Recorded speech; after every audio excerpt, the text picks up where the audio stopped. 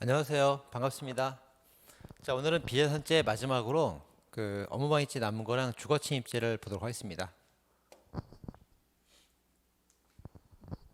자, 주거침입죄 보도록 할게요. 주거침입죄가 올해 전원합체 판결이 3개가 나왔죠. 굉장히 중요합니다. 자, 주거침입죄 보호되는 법익은 적법한 거주를 개시한 이후에 사법상 불법이 된다 하더라도, 자, 사법상 불법이라는 게 형법에서 볼 때는 단순 위법이에요.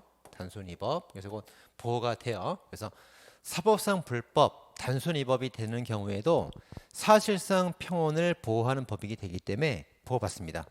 그래서 뭐 무효라던가 승낙 없는 무단 전대라던가 고난이 없다든가 이런 경우도 단순 위법이기 때문에 주거로서 보호를 다 받는 겁니다. 자, 이제 갑이 임대인이고 을이 임차인이에요. 근데 이렇게 임대차 기간이 끝났단 말이에요. 집주인이라고 해서 함부로 들어오면 죄가 되는데, 사실상 평온을 누리는 사람은 요 임차인이잖아요. 그래서 임대인이 들어가면 죄가 되는데, 임차인이 자기가 살던 집에 들어가는 건 죄가 안 됩니다. 임대인이 들어갔나 임차인이 들어갔나 그걸 잘 보고 풀어야 됩니다.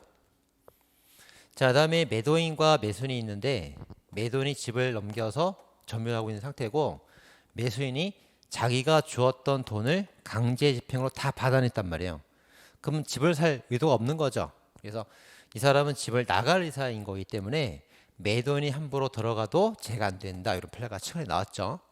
이거 선생님 교재에만 있는 판례인데 최근에 2번 출제가 됐습니다. 나왔고요. 자, 규정을 보시면 최근에 주거침입죄 규정이 바뀌었어요. 주거침입죄 야주절, 야주강에서 특히 야간 주거침입 절도죄에서 저택이 추가가 됐다가 없어졌죠. 없어지면서 요 3개의 객체가 다 똑같이 바뀌었어요. 주거, 선박, 방실, 건조물, 항공기. 이걸 외울 필요 없고 자동차가 들어가지 않는다를 잘 보면 돼요. 그 다음 주거침입죄가 319조 제1항이 있고 319조 제2항이 있죠. 법정형이 똑같습니다. 둘 다 미수를 다 처벌합니다. 다 잘 나오는 것들입니다. 자, 주거라는 거는 사람이 사는 건물만 주거지가 아니고 포위 시설이 되어 있는 것도 위호지도 주거 공간으로 보고 있죠. 포위 시설이 있고 사람이 거주하는데 필요한 땅이어야 된다, 이거예요. 자, 그래서 포위 시설이 없거나 사람이 거주하는 땅이 아니라면 위호지가 아닙니다. 자, 주택의 공용 계단도 주거 공간 위호지가 맞고요. 골리앗 크레인은 10평 정도 방실이 있었기 때문에 주거 공간 맞고요. 수속시설도 사람이 쉬는 공간이 있었습니다. 자, 반면에 주택 말고 상가 건물은 밤에다 퇴근하고 아무도 없기 때문에 주거로서 보호를 받지 않는다 맞습니다. 타워 크레인은 기계죠. 주거 공간 없고요. 물탱크, 주거 사람이 살 수가 없습니다. 물탱크 속에 사람 살 수 없죠. 대학 강의실, 공중 화장실, 엘리베이터, 마당 다 위호지로 다 보호받습니다. 자, 근데 축사 봉터 같은 경우는 포위 시설이 없어요. 위호지가 아니고요. 공사 현장은 포위 시설은 있는데 사람이 안 살죠. 그게 위호지가 아닌 겁니다. 2개 잘 기억해 주시고요. 자, 최근에 판례가 이제 3개가 나왔어요. 공동 주거자의 침입, 공동 거주자의 승낙, 범죄 목적 투입, 3가지가 나왔습니다. 3개 정리 잘해야 됩니다. 이거 이번 시험에 나옵니다, 이거. 자, 과거에는 여기 거주하는 사람이 있으면 이 사람 의사에 반하는지를 위주로 주거침입죄를 판단했었죠. 근데 이것보다는 통상적, 객관적 출입 방법이, 이 방법 자체가 통상적 출입인지 불법적 출입인지 객관적 행위로 판단하게 됩니다. 자, 따라서 자, 갑이랑 A가 공동 주거자인데 남편 처예요. 쫓겨났어요. 쫓겨났다가 자기 아버지랑 같이 이 집을 부수고 들어온 사건입니다. 그럼 공동 거주자 상호 간에는 자유롭게 출입할 수가 있어야 되고 그걸 금지할 수 없는 거예요. 같이 살면 같이 들어올 수 있도록 승낙할 의무가 있는 겁니다. 자, 따라서 공동 살던 사람이 집에 들어가는 거니까 자물쇠를 부수고 들어가도 자기 집 문 따고 들어가는 거죠. 제가 안 되고요. 정범이 없으니까 같이 온 가족도 공범이 없다고 보는 겁니다. 다시가 안 되는 겁니다. 자, 이번엔 공동 거주자 승낙입니다. 자, 갑이 A랑 강간을 하려고 집에 들어갔어요.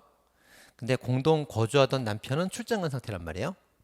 자, 집에 있던 사람이 승낙을 했는데 이게 남편의 의사에 위반되겠죠. 자, 과거엔 주거침입이 된다고 봤었죠. 근데 판례가 바뀌었습니다. 자, 이 사람 의사에 반한다 하더라도 이걸 고려하지 말고 통상적 출입 방법을 고려해라. 그래서 허락받고 들어갔죠. 뭐 부수고 들어간 거 아니란 말이에요. 그래서 현실적 승낙이 있었다면은 통상 출입 방법이었다면 다른 거주자의 의사에 반하는 경우를 하더라도 제가 선입하지 않는다. 이런 플레이가 있습니다.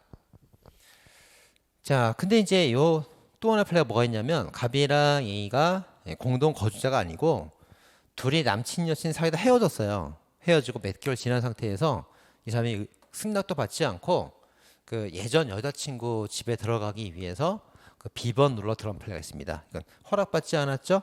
통상 출입 방법 자체가 불법인 거예요. 이건 또 제가 됩니다. 그래서 헤어진 남친 판례랑 잘 구별해서 보셔야 됩니다. 자, 범죄 목적 출입.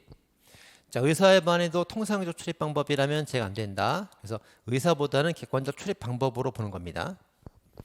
자, 도청기 설치하러 들어갔는데 조용히 들어갔습니다. 안녕하세요. 조용히 들어갔죠. 통상적 출입 방법입니다. 제가 안 되죠. 자, 화장실 은병칸에 강간할 목적 출입을 했는데 안녕하세요 인사하고 들어간 거 아니죠. 때리고 들어갔단 말이에요. 때리고. 불법적 출입 방법이죠. 그럼 제가 됩니다. 자, 1인용 협박으로 들어갔습니다. 안녕하세요 인사한 거 아니에요.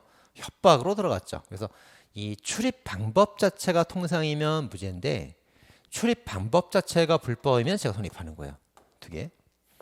그 다음 사용자와 제3자가 있는데 사용자한테 정당하더라도 제3자한테 불법적 방법을 행사했다면 제가 될 수 있는 거예요. 그래서 하나, 둘, 세 개가 있는데 이 플랜 바뀌지 않았습니다. 바뀐 거는 초원복집 사건 요거 하나만 변경됐습니다. 요거 하나만 무죄로 변경됐고 기존에 제가 되던 판례들은 그대로 살아 있어요. 통상적 방법이 아닌 불법적 방법이라서 다 제가 된다. 이건 바뀌지 않았습니다.